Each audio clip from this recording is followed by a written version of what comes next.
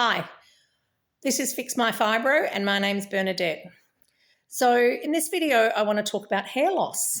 And hair loss is something that a lot of us experience where you get massive clumps of hair falling out, your hair thins out, and over time you seem to get more and more of this hair loss.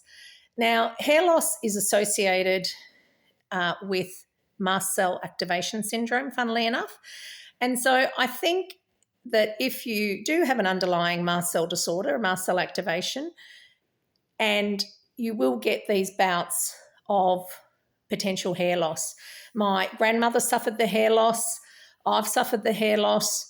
I started taking calcium supplementation back in 2004, and I've never stopped it ever since. So calcium, magnesium, and vitamin D are known mast cell stabilizers. There's some documentation about vitamin C as well, but I think having just a rounded multivitamin, because if we're having changes in our diet because of some of these mast cell and histamine issues, like histamines in the diet will trigger massive symptoms.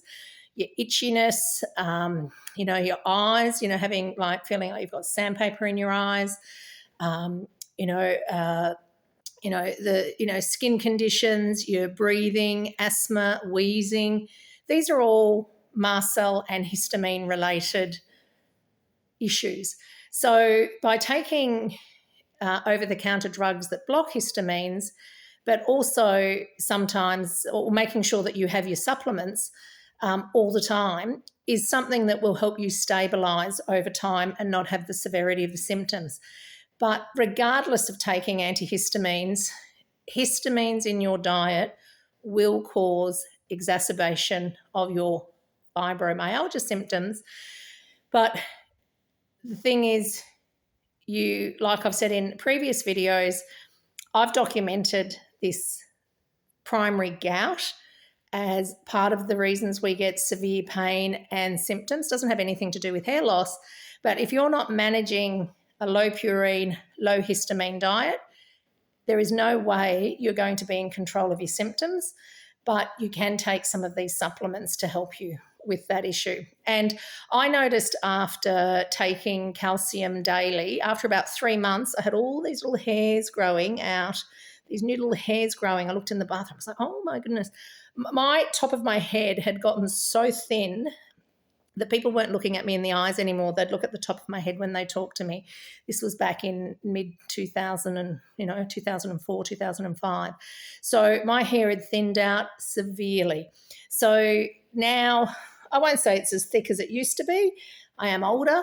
I have lost some hair, but I still do get clumps occasionally. When I forget taking my calcium, like sometimes I don't take it, there's bouts a couple of weeks I don't take it, I start noticing more hair loss and issues like that. But mast cell activation syndrome does have hair loss as an associated symptom.